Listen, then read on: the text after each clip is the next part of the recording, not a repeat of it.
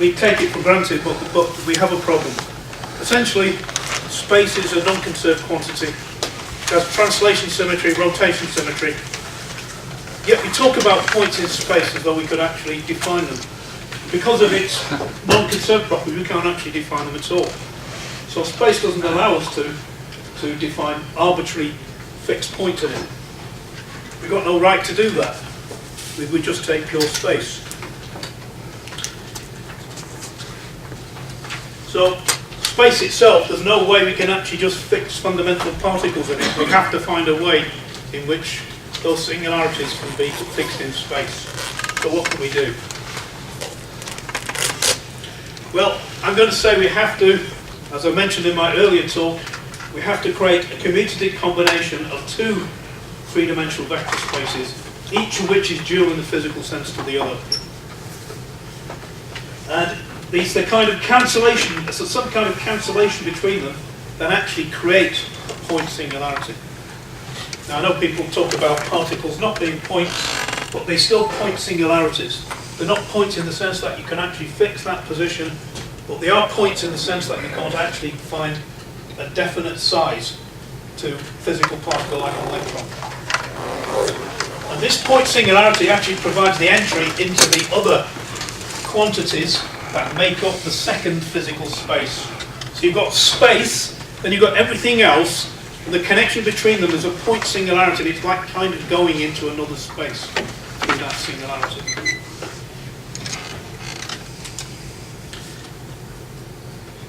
So this relates to yet another question. Can we use geometry to construct physics? Just geometry. And everybody knows that all we can do is observe space. There isn't anything else we can observe. All the other observations are translated from observations of space. There never was a time observation. There's only a clock observation, which is a spatial observation. And people have actually tried to construct everything just in terms of space. That was the whole point of Cartesian philosophy. Matter is just extension and so forth. It's also behind it quite a bit of general relativity, Kaluza-Klein, unified field theory, and even now string and membrane theories. But never have we actually managed to do it in a satisfactory way. So, people talk about multi-dimensions and they glibly say there's so many dimensions, oh, we need that number or we need that number. But never have we got past the fact that the world we observe is three-dimensional space. That's all we ever observe, three-dimensional space. So obviously there's something else there, but we don't observe it. So from the observational point of view, there's only three-dimensional space. So, can we find a geometrical way of constructing this so that we can create a bigger geometry which still preserves the three-dimensionality of space as we observe it?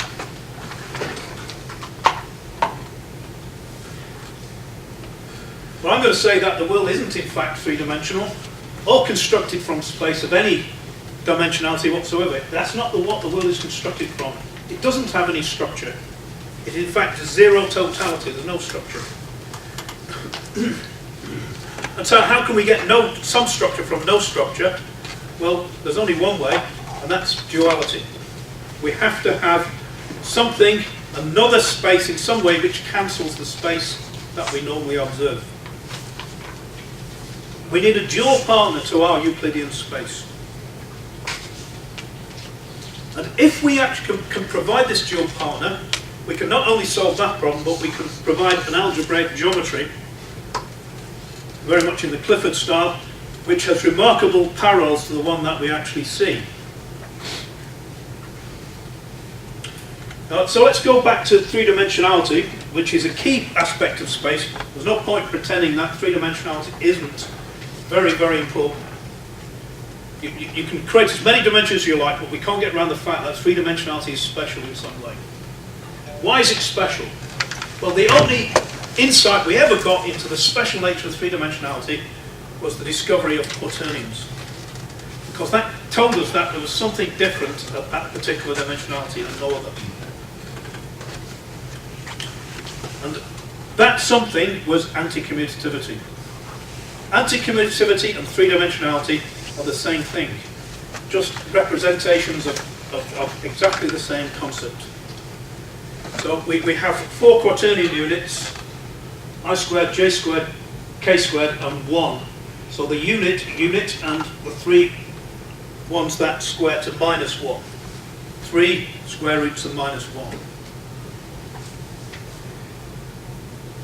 If we make these units anti-commutative, but still associative, then there's no other dimension we can have other than 3.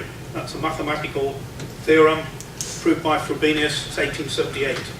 We can't actually put another dimensionality. Once we've accepted that the anti-commutative, that ij equals minus ji, and so forth, and once we've accepted that they're still associative, then we can only have 3 dimensions. We can't have 2, we can't have 4, we can only have 3. However, what we can do is to complexify quaternions. We can bring in the complex I as well as the ijk, which, so these are dimensional, this is not dimensional, this is just a pseudo-scalar, just a scalarish type term, and we can complexify these dimensions. And if we do that, it's convenient to change our symbolism from bold italic I to straight italic I. So this is now a complexified version of the quaternion I. And we can complexify these if we also complexify the 1, then the partner for these 3, I, j, and k, is this ordinary I. And if we do that, we now get these multiplication rules. I squared equals j squared equals k squared equals 1. And we don't need to worry about that one particularly. But these are also anti-commutative. And ij equals minus ji, and the very important thing here is that they don't equal k. Unlike quaternions where ij equals k, these equal I times k. And that's because of the extra I that we had when we multiplied I by ij.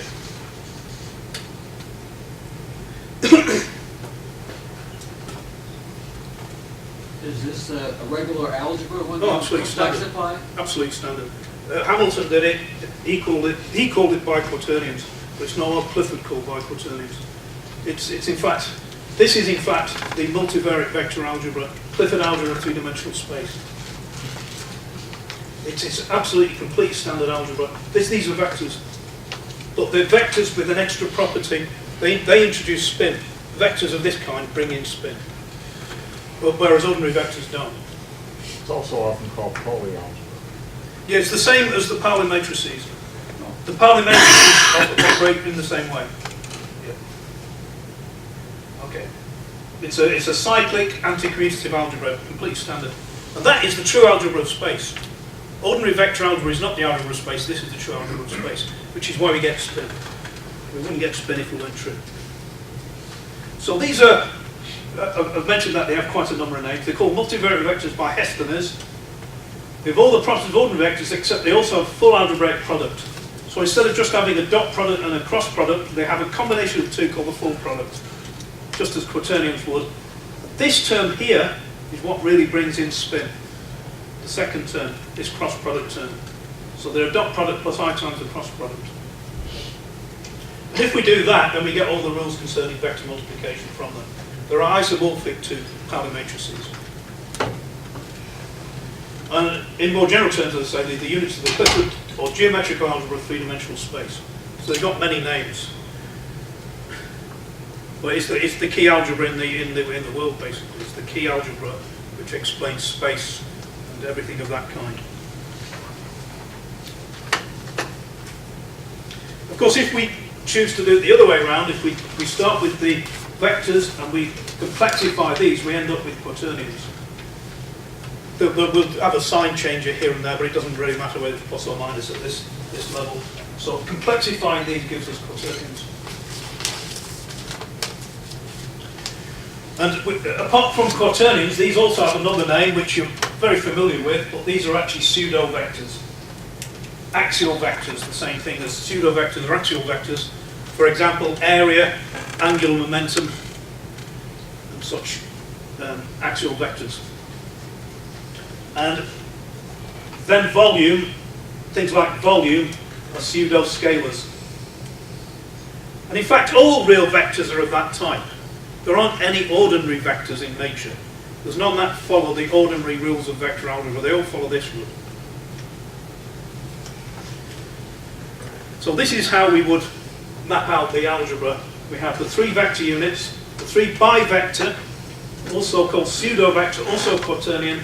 We have the trivector, that's the product of 2 orthogonal vectors. This is the product of 3 orthogonal vectors. We even call it the triple product when we do the volume. We even call it the triple product, and it is literally a triple product, just the triple product. And that's the trivector, it's also called a pseudo-scalar, and then we've got scalars. So pseudo-vectors and pseudo-scalars give us areas and volumes.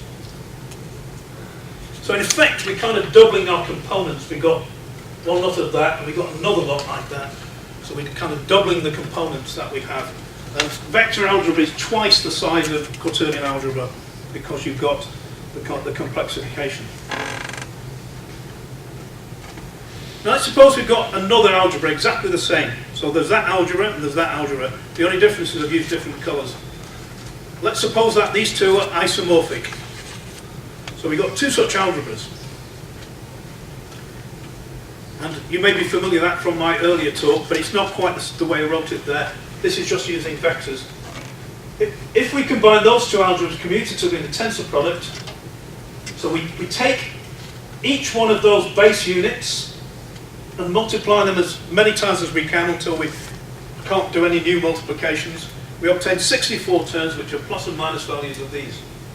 So this is a double vector algebra, a double Clifford algebra in 3-dimensional space. So there are 64 terms in that, and we've already been to that. And that's the same as that one, which is the one that we used before. All that I'm doing there is shifting the I, this I, shifting the position of that to be multiplied. If we multiply it out by that, we simply shift the position of that. So if we combine one of these vectors with a quaternion algebra, we'll get exactly the same algebra. It just look slightly differently because we're using quaternion labels instead of vector ones. But it's exactly the same algebra. There's no difference whatsoever. And the third version of it is to have a double quaternion algebra complexified. So a double quaternion complexified algebra will actually be the same as the double vector algebra. It's exactly the same. Exactly the same as that, and the Pauli algebra and anything else you want to call it. So there are three versions we can use using these symbols. But effectively, if we look at it in that format, you can see we've got double space, we've got 2 spaces, red one and the blue one, which are commutative with each other.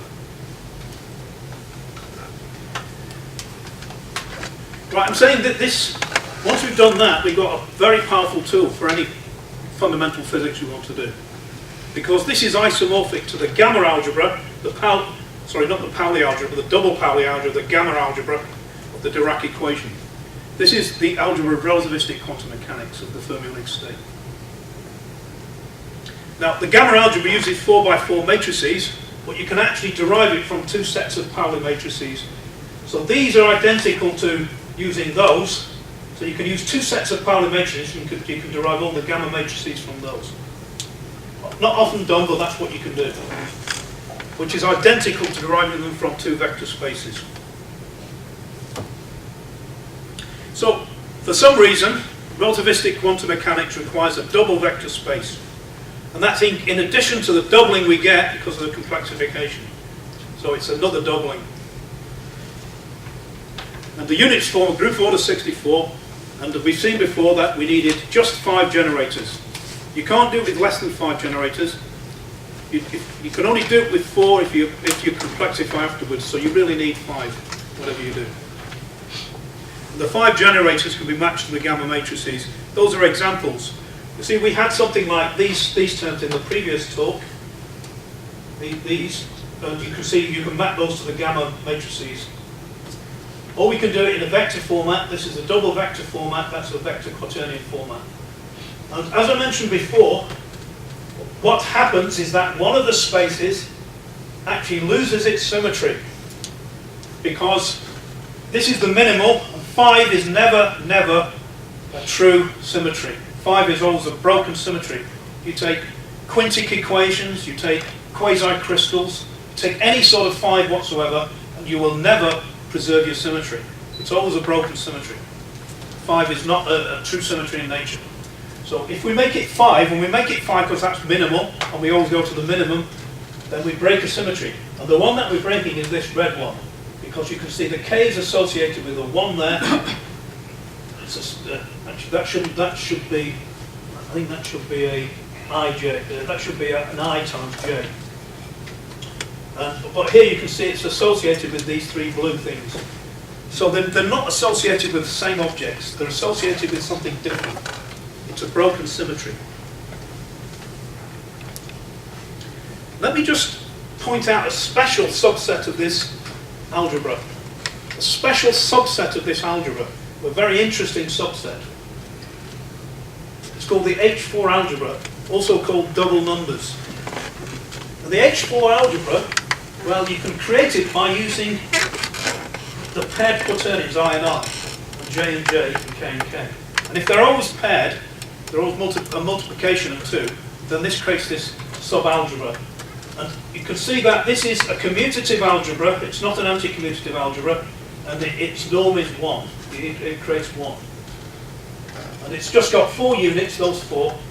And these are actually part of the main group of order 64, but a special subset of it. It's a cyclic but commutative algebra with those multiplication rules. It's a particularly interesting algebra for many reasons. And you can also get the same algebra by using negative versions of the double vectors. It doesn't work with positive ones, it works with negative ones. So if I go through that, I get 1 again. It's exactly the same rules as I got before. Cyclic, commutative, norm 1.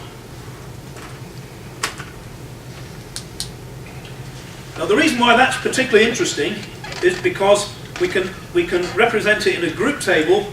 And that group has got very interesting properties. This group here is the Klein 4 group, a non-cyclic group of order 4. There's only 2 groups of order 4, and one of them is the cyclic group, and the other one is the non-cyclic group, which is this one. And this is also called the Klein 4 group. So this double vector algebra is structured on the Klein 4 group. No, I'm sorry, that's not the double vector algebra, this is the H4 algebra. The double vector algebra is the big algebra, this is a small component of it, where you take the vectors in pairs. And so, the double vector algebra, the big algebra, allows us to create a very efficient version of relativistic quantum mechanics. So we just begin with Einstein's energy momentum conservation equation, which is that, leaving out the C's, C equals 1, H equals 1 in all this, H cross equals 1 and C equals 1, and use the algebra to factorize the equation. I'm going to use this version, the quaternion vector 1. I could have used any of the 3, but I'm going to use that one. And you mentioned Penrose earlier. You've got a very similar structure to Penrose's twistors, because you've got 4 norm 1s, 4 norm minus 1s, 4 that square to 1, 4 that square to minus 1. However, there is a difference because Penrose's twistors don't have this extra structure within the 4 and the 4. And they're called twistors because Clifford called the spin you're talking about a twist. Okay. So even the name comes from Clifford. Yeah. I think Penrose has really not got something fantastic there, but he doesn't have quite enough structure to get it to work. Yeah. Because he just needs that little bit of structure within the 4s and it might work. However, the connection between the units of space and time is a quantum rather than classical relativistic one in this formulation. Now, even in conventional relativistic quantum mechanics, this is what everybody says, it's a 4-vector connection. It isn't a 4-vector connection. If you do conventional quantum mechanics, relativistic, you have I gamma naught d by dt plus gamma dot del. You don't have I d by dt plus del. That's 4-vector, but you've got gamma naught in front of the d by dt, and you've got gamma in front of the del. So, in fact, you've got another term in front of the space and time terms. It's not a true 4-vector. It's a 4-vector structured within something bigger. So people talk about relativistic quantum mechanics, but the connection between space and time is not that of a true 4-vector. It's mediated by the gamma matrices with different gammas for the space and time components. So it's a more subtle connection than simple 4 vectors. Now we can use our algebra simply to factorize this equation. And I'm going to factorize this in that way using our algebra. So I can factorize it directly. I don't have to use complex conjugates, and this is the beauty of this system. I can just factorize directly, get a square root of 0. And people often ask me how you can get square root of 0. You can do it with a 3, 4, 5 triangle. It's trivial. I'll show anybody afterwards if they want. And there's an infinite number of them. The object of this is a nilpotent, a square root of 0. There are many different types of nilpotent, but a nilpotent is something where repeated operation, the same operation, leads to 0. This is just multiplication operation, and it only has to be done once. And once we've got that, we can start doing a really powerful version of quantum mechanics, relativistic, which is easier to use than non-relativistic. I'm trying to get all kinds of problems done to connect, to solve all the problems that can be done non-relativistically, relativistically using this method, because it's more powerful. So let's just do a canonical quantization on that. Just the standard thing. I'm going to use a free wave function, so that's my phase factor there, and I'm going to use a differential operator of that kind. The standard one, h, the usual, E becomes d by dt, and P becomes del minus, and we need 4 terms in this. We'll need 4 terms, so I'm going to do that now. So that plus and minus really is a row vector with 4 going through all the cycle of 4 different signs, and that's really a column vector going through all the cycle of 4 different signs of E and P. So we simply replace E and P by the operators. I d by dt, I'm leaving h cross out, h cross equals 1. P goes to minus I del. That's the standard thing. We assume that the act on this free fermion phase factor, and this gives us now Dirac equation for a free particle, the nilpotent version.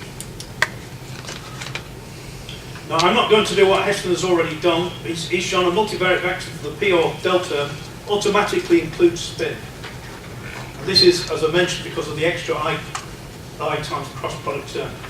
So, in fact, here P is interchangeable with sigma dot P and del with sigma dot del. It produces the same effect whichever you use. So I can use either of them. We need 4 simultaneous solutions, if it's the Dirac equation. 2 fermion, an anti-fermion, 2 for spin up and down. So I don't need that matrix differential operator, which is horribly messy to use. With 16 terms in it, I just need 4 terms, which have got these versions in it. So we can use a row vector operator instead of this horrible 4x4 matrix. And a column vector wave function, each of which may be represented and abbreviated. So this stands for either the operators or the wave function, because you can use the same symbolism for either. So these are the 4 solutions are immediately obvious. That's the fermion spin up, fermion spin down, anti-fermion and anti-fermion spin up and down. Of course, the plus and minus signs are arbitrary, but that's the variation. If you choose one sign convention, then you stick with it. So the observed particle state will always be the first in the column. So that's what the observed particle state is. But with the Dirac wave function, you've always got to have all 4 terms. With psi 1, psi 2, psi 3, psi 4. You can't just have one of them.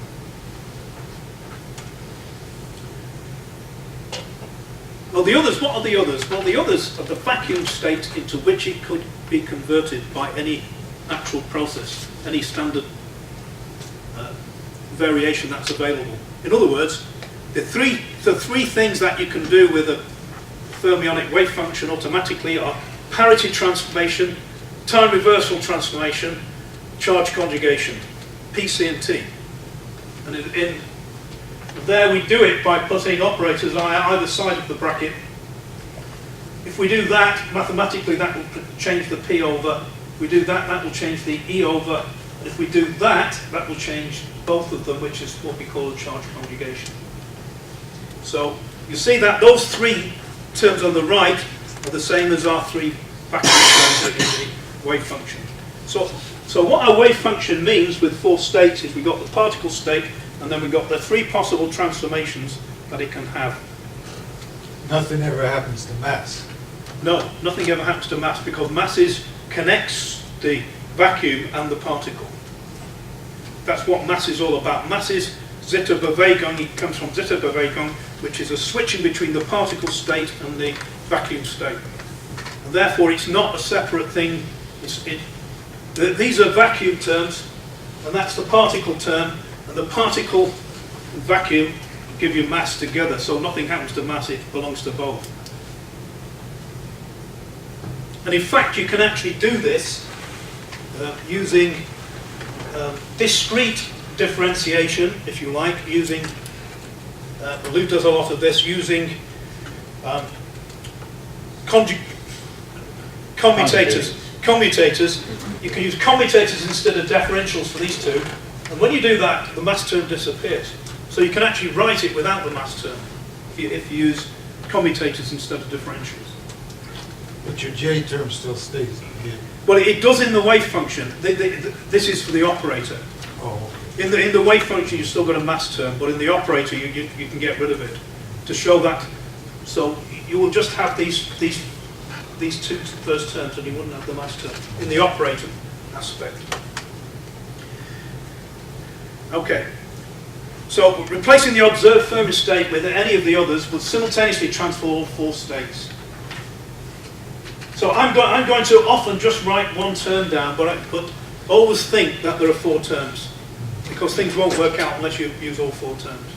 Well, I will often write just the first term because it's too cumbersome to write all four down. But just assume that they are. And the interesting thing about this is that these, unlike conventional relativistic quantum mechanics, these are not independent of that. They're just drones. They're just automatic sign variations. So there is only one term.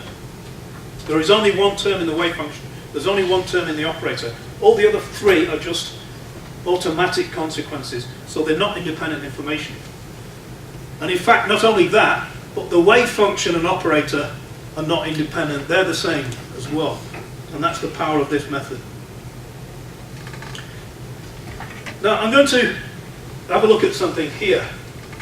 If I put k in front of this, k in front of that, and go to infinity with that, and I were to work that out, what I would get, when I just did it once with this, so I put that bracket and I put k and then that, I would just get this times a scalar.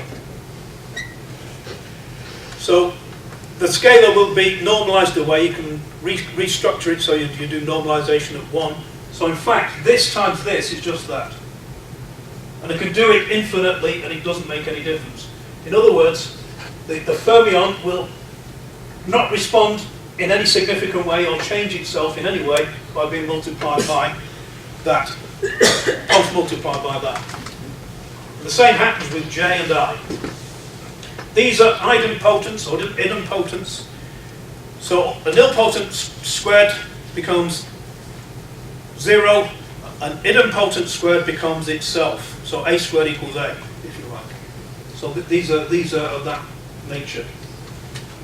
And we can regard these as vacuum operators. So I'm operating on a vacuum operator, and I'm getting nothing different. It's just the same as it was, as we would expect it to be. Okay, and we could actually use these instead of that. We could actually use these.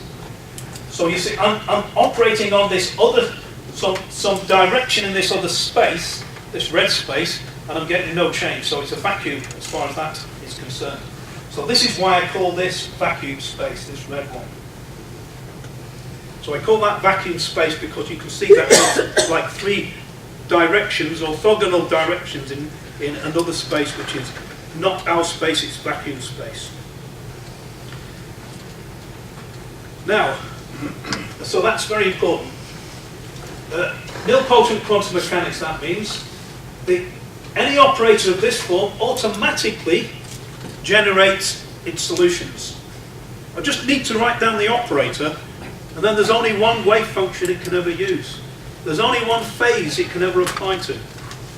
Once I've written down my operator, and even just the first term of the operator, and even just the first two terms out of the three in the first term of the operator, as soon as I've written that down, then everything's sorted. There's nothing new to do, because that will automatically create a phase factor, and that phase factor will create an amplitude when the differential operator is applied, which will square to 0, and that's the crucial thing. So I haven't got any other information other than the operator, and that's the whole information describes entirely the system, entirely the interaction with the rest of the universe and everything. We don't need any equation at all. All we need is the operator. Now, I started with a free particle for convenience, but it doesn't need to be free. I can change these to to potentials and things, or I can have covariant derivatives. Doesn't matter. It's still just an operator, and that operator will produce a unique phase, which only that operator would produce, which produces a unique amplitude which squares to 0. So once I've written down the operator, I've solved it. We can still represent the operator in this way, instead of having to write down differentials, but the phase terms won't be this anymore. They'll be completely different. It will be whatever's needed to create an amplitude of this general form which squares to 0. So that's the power of this particular method. And it's not only better methodology, but it gives us a more incisive understanding of what's happening in this quantum mechanics. And we can do many new results. Here's the 3 boson type states. To get the 3 boson type states which we could possibly have, spin one like that. We flip over the energy term. Or spin 0, we flip over the energy and the momentum term. And then remember, we can do this with either operators or wave functions. It doesn't matter which we use. Or we flip over both, and we get a fermion combination like Bose-Einstein condensate and that sort of thing. Cooper pairs, whatever you want to call them. Now, very interestingly, if you reduce that, if you get rid of the mass in that one, and you multiply it out, you will get a scalar term. You'd get a scalar term which is non-zero. If you take this one and remove the mass, and you multiply it out, you don't get a scalar term, you get 0. So this spin 0 boson, the spin 1 boson can be massless, but the spin 0 boson can't. As we've found out in the last couple of years with the Higgs and so on. The Higgs boson has to be massless, the Goldstone boson doesn't exist. Spin 0, massless, doesn't exist. It doesn't exist in this mathematics at all.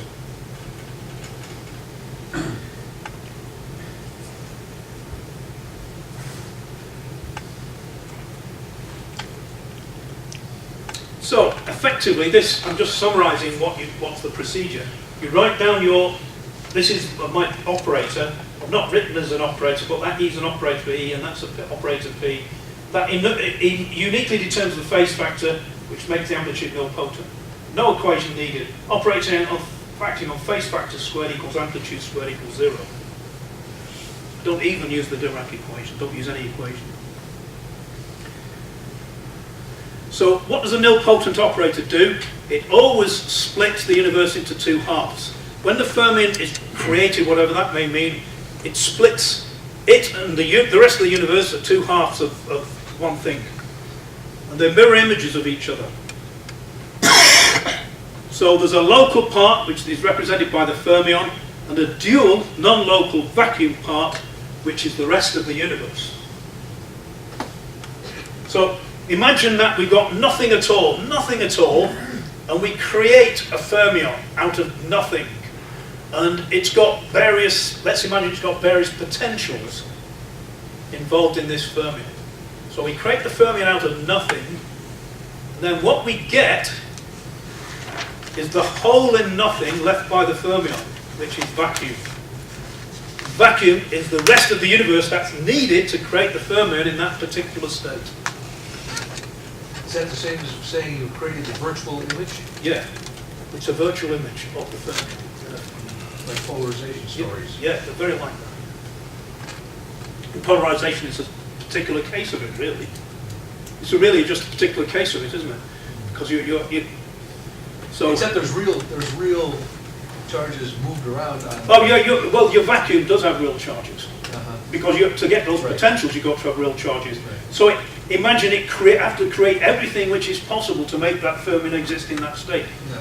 And that everything happens to be the rest of the universe, as we understand it. Right. But the rest of the universe looks like the fermion when you add it all up. Right. It's virtual image on top of itself. Yeah, it's minus, if you like, it's a minus. So a fermion in any state needs to create the entire universe, which makes it possible. And this makes possible, in my view, a Wheeler one fermion type theory of the universe an interesting possibility. It's seriously possible to imagine this version, this metaphor for quantum mechanics. The fermion and the entire universe are a dual pair. And so you can think of the universe, except for that fermion, as entirely equivalent to a single particle. And it has to be an interacting one, of course, because it couldn't possibly not be. So where does the formalism come from? Well, what I'm saying is that space is a non-conserved quantity, as I mentioned at the beginning. Translation, rotation, symmetry.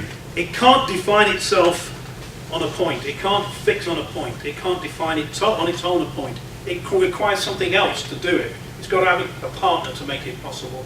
And that partner is a space, as it were, very like itself. And that will create the particle singularity.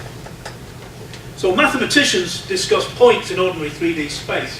But if we didn't have this physical structure, we couldn't begin to talk like that. The points physically have no meaning in space itself. But identity becomes possible physically because we've got two spaces. And I'm going to use an argument from topology reversed here. And this is a simply connected space, no singularity, just ordinary space. And you go around a closed circuit, parallel transport a vector around that circuit. Start there, come back to there, and it will be pointing in the same direction. Create a circuit with a singularity in it, a multiple connected space, and you parallel transport the vector around it, and it will be pointing in the opposite direction. And in a sense, that's because when you've got a singularity in it,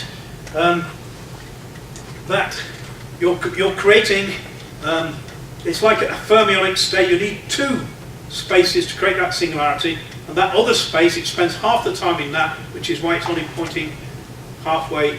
Well, it's got to go around twice to get back to where it started.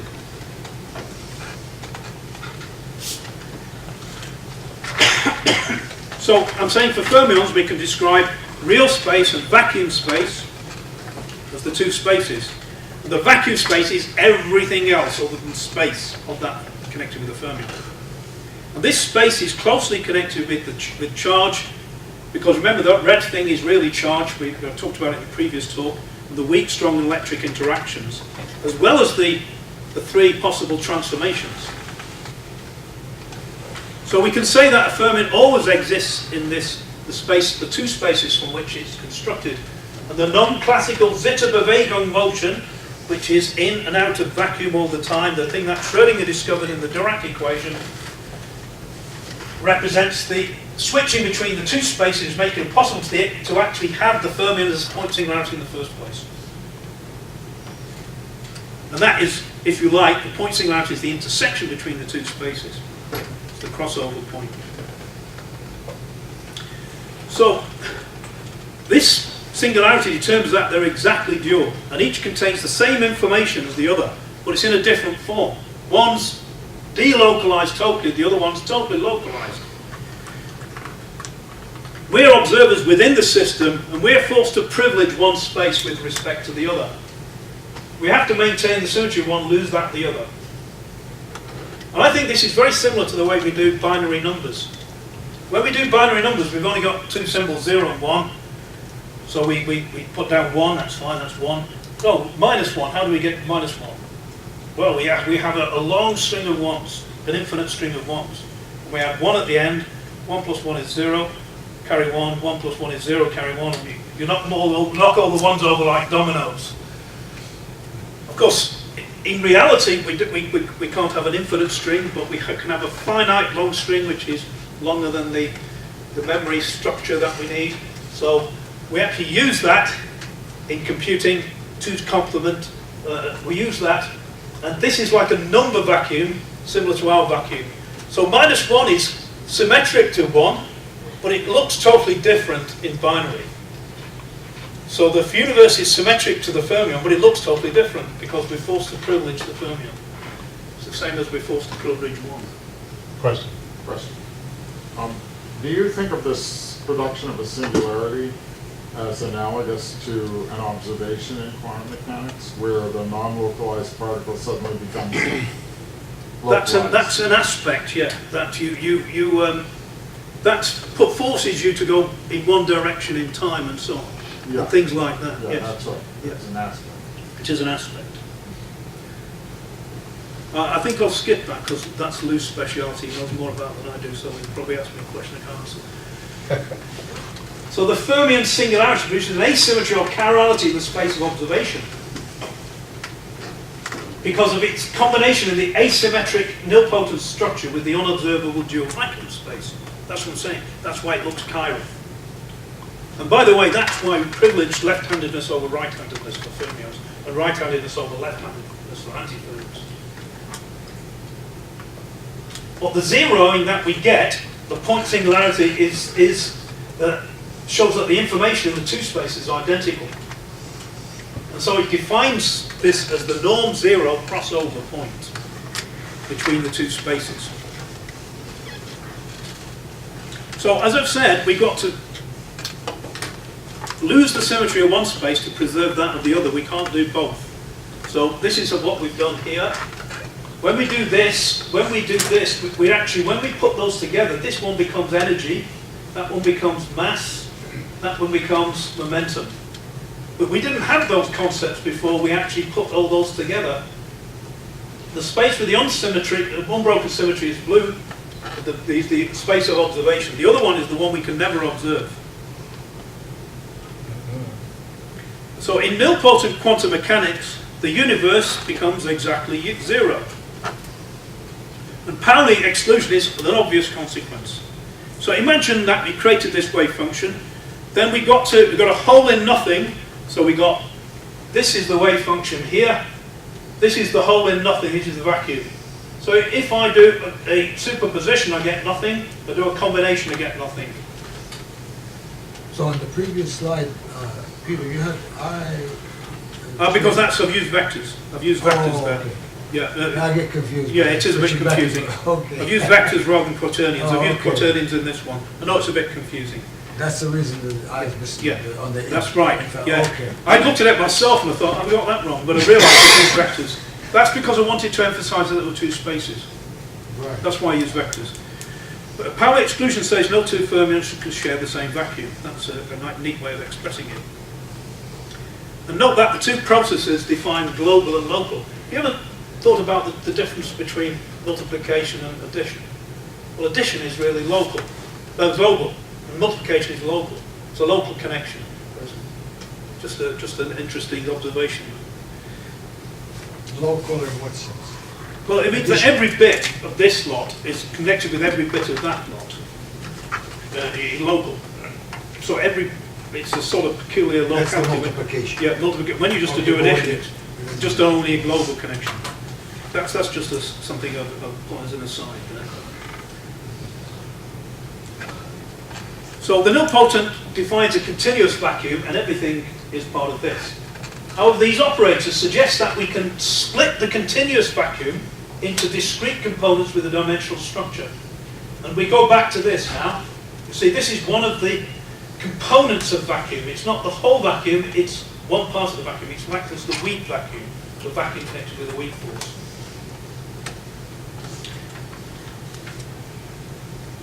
Yeah, we've done that before. So now the multiplication is also equivalent. It's also equivalent to a time reversal. Because if I go back to that, you see, if I do k on either side, if you remember, that flips that one over. Then there's no k in front of that one, so that's normal, and the next one flips over. So what we get is that. See, we get that. Every other one flips over. And that gives us a spin 1 boson. And yet, still, this is just that. It's still just that. In other words, the fermion and the boson are the same thing. We have a natural supersymmetry. We don't need any new supersymmetric particles. It's naturally supersymmetric. So does that mean that the electron and the proton are the same particle? no, it means the electron is the same as its own vacuum partner boson, selectron if you like. Yeah, it's nothing to do with the proton. The supersymmetries have this particle called the selectron, which is the bosonic partner to the electron. Well, the electron is the selectron because that's a boson, but that's the same as that. Where does electrons live experimentally? Where do they live? I mean, where do you find them? What kind of experiment do you do to see a selectron? Electron? Well, A selectron. oh, it's not a selectron. It's just the electron. Yeah. I'm saying the electron has its own vacuum partner. What'd you call this electron? No? Or am I mishearing something? Yeah, I did call it the selectron, but you never see that. You only ever see an electron. Oh, okay. You can't see them Yeah. because they're only an electron. What's what I'm saying? They're vacuum. They're not real. Uh-huh. They're not real like the electron. They're virtual something. Yeah, they're virtual. But that's all you need to get your supersymmetry sorted. That's all you need to get your renormalization sorted. You only need virtual. And so we have, a natural supersymmetry. I'll leave that. And let me just mention something else. Pauli exclusion we've shown it's due to nilpotency, but we can do it the conventional way, antisymmetric wave function. We end up with this. When we do all the cancellations, we end up with just this. Now that to me is very striking because once I've got that, all I've got left is the P2 and P1. In other words, the direction of the spin of the two fermions is all that stops them from being It's only the direction of the spin. So all the information which distinguishes those two fermions is in the pure direction, not even the magnitude, just the direction of the angular momentum operator. Just the direction. Quite extraordinary. I think I might just leave that out. Yeah. And in fact, you can do it two ways. I'll leave that out as well.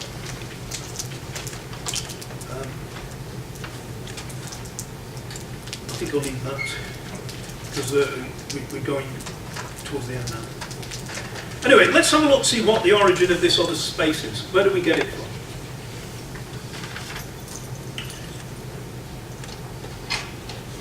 So Clifford algebra has three sub-algebras. Scalar, complex numbers, quaternion algebra. Scalar, trivector and bivector. And each of these is an algebra in its own right. And each of these has a quantity associated with it. If I look at this, everything else but space are these three. This one here is a quaternion operator, this is the time, and this is mass. There's no space there. The space is only created by combining them notionally. There isn't any of that. We can create that if we put all three together. So if we treat them as everything else, then though we can't observe it as a space, we can create it mathematically as a space, even though there isn't any physical space there to do it.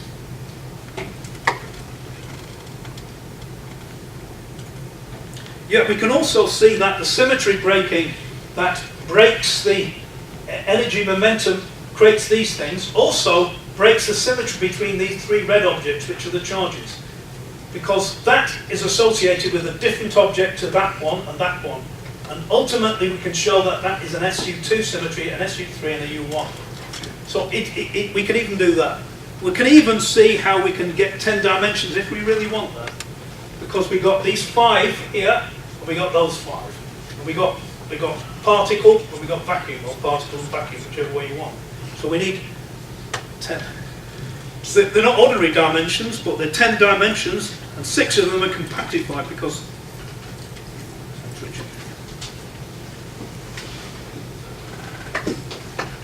Because why? I'm sorry. They're compactified because. Because they're too little conserved. to They're deal conserved quantities. There's only 2 of them are, energy and momentum. All the rest are complete fixed quantities from that point of view. Skip all this.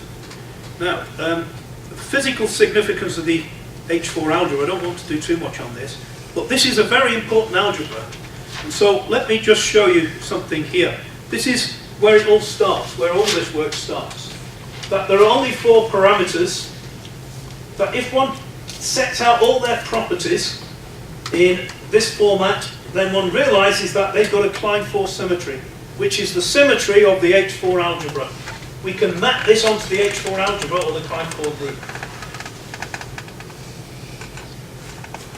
And this is the place where I started with this. I don't want to go into this. All I want to mention here is that if we actually construct mathematical spinors, this is too technical to be interesting generally, but we construct mathematical spinors, we'll get objects like that. And we can see that we're using the double numbers to do it. These are the 4 spinors that we would create if we wanted to generate our 4 wave functions by spinors. And you notice that these things here are exactly dual. So when you're talking about spin, that's the only thing in which the 2 spaces have got the same status, because we can't separate them in the spinors. So that's just a thing of interest there. I don't want to discuss that though. And the one always associated with mass, right? So you Yeah. don't have any switching sign. No, you don't have any switching sign in the mass, but the others you do. That's a very technical thing, so I'm going to leave that. I'm going to leave this. We'll come to my conclusion now. So many people have thought redefinition space might lead to a description of physics in terms of a single concept. But I don't think that's going to work. But if we have dual vector spaces, each commutative with the other, then we can immediately construct relativistic quantum mechanics, describe the fermion state with what properties we want. When we look at the structure, we find the 2 spaces contain identical information. The apparently broken symmetry, observed through the quadratic geometry of ordinary space, when we look at the spinors, becomes a perfect unbroken symmetry. And by the way, that's a quartic geometry that connects them, which defines a single quantity with which the space is combined. That's the spin, which contains all the information about it. And I say the symmetry appears to be broken because the underlying group structure requires 5 generators, and that's automatically a broken symmetry. Okay. The Klein 4 group appears to be the symmetry which is most significant at the fundamental level. And I believe the Klein 4 group is the only group that works with cellular automata. That can maintain a long time structure with cellular automata. So I was thinking of looking at that sometime, but I won't discuss that now. Okay, thank you.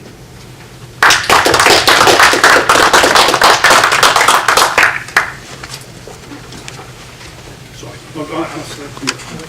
This sounds terrific, so I wanted to verify what in the simple terms that I brought out. Are you telling me that space, time, charge, and mass, Yep. if I start with those Yep. and use this algebra, that's all I need? That's all you need.